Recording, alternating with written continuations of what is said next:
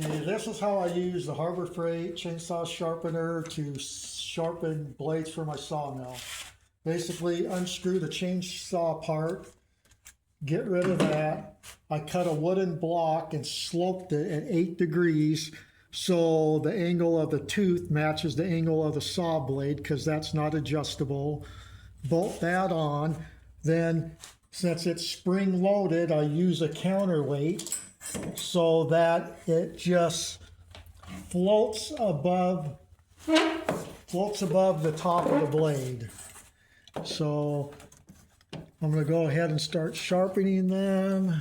Turn it on.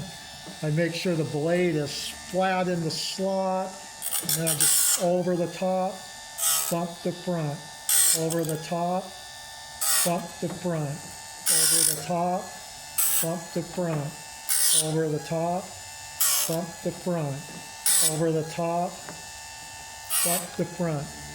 And I had already sharpened my blades several times and used them on my sawmill. They cut almost as good as a brand new blade. I can hardly tell the difference. So this $29 sharpener is the way to go instead of spending $1,000 on the professional one. But it does work. Hopefully this helps some of you. Remember the counterweight to keep that just barely floating off the top of the teeth, and you'll get a good sharpening.